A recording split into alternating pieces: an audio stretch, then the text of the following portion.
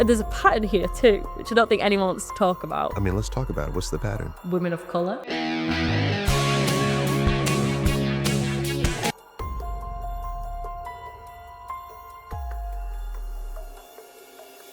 So where I like to begin is, what was your initial impression of Harry? Oh, it looks like a bit of a tosser. Because he came in with this 8-pack, and I was like, oh, he's one of them like gym goers, like really narcissistic, in love with himself, like high rocks man, and that's like my biggest ick. Like people who like go and do high rocks and are like into fitness, and it's their whole personality. Like I looked at Harry and I made an assumption. I read the book by its cover. I thought, yeah, he seems like typical. That guy. Yeah, he's that guy. And did you think he would have any interest in you? No. And I said that to him. I said that. That took me aback. Like, it was our first conversation. And he said, like, obviously we didn't know each other, but he said, aesthetically, you're exactly what I'd go for. And I was like, I did not think I'd be your type at all. Like, that was like, what? I didn't have that on my bingo card. I didn't. And so did you believe it when he said that? I didn't. Because I thought maybe he's just telling me what I want to hear. Like, maybe he's saying the same thing to all the other girls, until he told me what his ex looked like. And she's half Pakistani. And you met Emma. We know Emma. I ended up meeting Emma in the villa. But yeah, and I was like, oh, maybe I am his type. Like he's told me his ex is half Pakistani and she's looks similar to me. So I was like, oh, okay. Okay. So Emma, Yeah. the E. Emma with the E. Emma with the E. Can we talk about the E? Yeah. How serious do you think that is? Because he lied about what the E, Yeah. what it meant. Yeah. How much of that do you believe suggests any part of his character? I think what did he say? What did he tell everyone? He got it for his ex, and then when they broke up, he changed the meaning for his grandma. So he was transparent with us in the villa about that. Because then when Emma came in, we all knew what he meant when he was saying, it's my ex, this one. So he told us, but I think in his VT or whatever, he was like, oh, I've got a tattoo, it's my grandma's initial, da da da da da. But yeah, he was quite transparent with what that was. With yeah. with what it was. Yeah. All right. Which maybe didn't get shown. Okay, that's fair. That's fair. Yeah. Because I think to many, it could have played as it was dubious. Yeah. No, he told everyone. Okay. Yeah. All right. So now, when you are thinking about these interactions, right? Have you watched the entire series back? No. You haven't? No. Ain't nobody got time for that. Oh my gosh! I thought you would know. I'm up to. I've tried to, but we've been out a month now, and I'm up to Casa. Okay. I'm up to Casa. I've been dipping in and out. I've seen clips of everything. My followers made sure I saw certain clips. What is your impression now, having seen this in real time, but then you see the clips, so you see what the audience sees, and you'll probably see things in the clips that you didn't see in the villa. It's the most baffling watch. A 4-hour conversation, 2-hour conversation, clipped into 2 minutes. It doesn't make sense. It's confusing as a viewer. I would be confused. Nothing makes sense, and there's so much like how I remember it and how I recall the events happening isn't how it happened, because there's so much missed out in between. It doesn't make sense. Like, I don't get how everyone's not confused watching it. Wow. Are there any surprises, anything that you're shocked by that you've learned by looking at the series?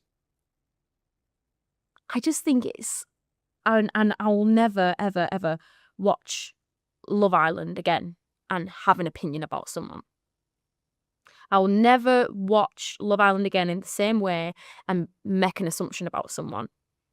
Because the way things come, not edited, and I'm not going to say edited because what happened in there happened, but what gets shown is selective and gives you one segment of who a person is. And there's a whole other circle here. You've just seen a segment.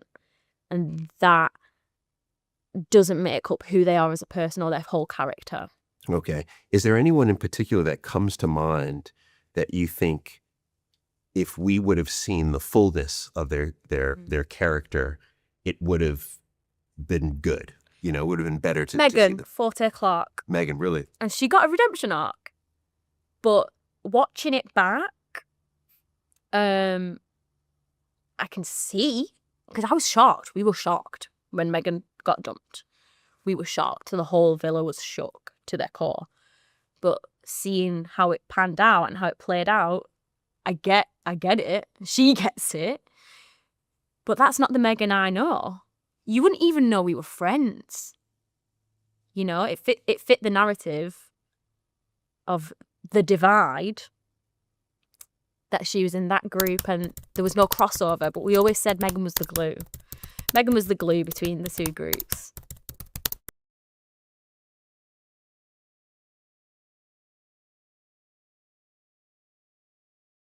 And yeah, I had a really good friendship with Megan. And then people were shocked that when she came back in, that she was friends with us. But we were always friends. Just didn't get shown. Didn't get shown. So you just talked about the divide. Mm-hmm. So we had to talk about that because this was, I think, of high interest. Yeah. To many people. Yeah. To the point where I could say that was one of the main stories. Yeah, of course. If you will. Let's be honest. Right. So first off, was there actually a divide? Yes. Yes, and I'm not going to sit here and as much as people want to shit on that, that was my lived experience, and my friends will say the same. That was our lived experience, and people couldn't sit there and say there was no divide. There was a divide, and that's okay. And it is, because that's life. That's life. What do you believe created the divide? Anyone who was a threat to the other group was orchestrated, and we banded together. Okay. So you said we banded together. So you felt like you're the outcast. The outcast, literally. That's what we call us. Literally the outcast. The outcast. Okay, and who's in the outcasts? Well, me, Tony, and Yaz call ourselves the outcasts, but you could collectively add Billikis to that. Melisha, Andrada, Emma, you know? Yes.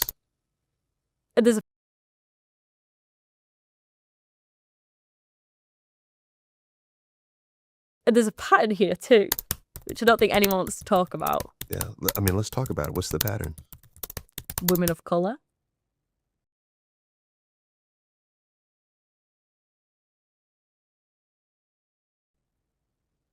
You know, I see you don't shy away from any topic. You don't. And I appreciate this because I've watched Love Island for quite some time, and you'll go to the comments, especially on Twitter. And we're still calling it Twitter, right? You go to Twitter and you'll see what everyone is talking about. Mm-hmm. And you'll have your conversations with your friends and you hear what everyone is talking about.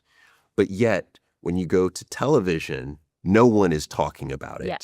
And I think that's the beauty of a platform like this is we can talk about it and we can intellectually acknowledge it. And so this is exactly what I saw. And I was thinking to myself, okay, one is, does everyone feel this? Like in the villa? I did. I can't speak for everyone. This is how I felt. Okay. And so do you think that the guys, because you're saying a threat, really it's a threat to taking someone's partner. Yeah. Right? So do you think that the guys saw, acknowledged, participated in it, or were they just oblivious to this? Boys are just oblivious. I think they don't know what day it is. And it wasn't always like that. I'll be honest, like, it wasn't always like that. It wasn't the whole time everyone was at each other's throats. That wasn't the case. But at times, yeah. Yeah, yeah. And it gets teed up on TV to be a big deal. And yeah, it was. But it's drama.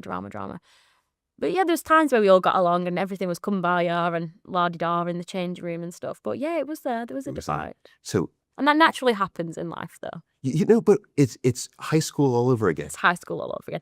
And that phrase was a phrase I used a lot. And that was a phrase I said even to, the producers. Like, you go out and you do your headspace chat. And I'm like, feel like I'm in high school all over again.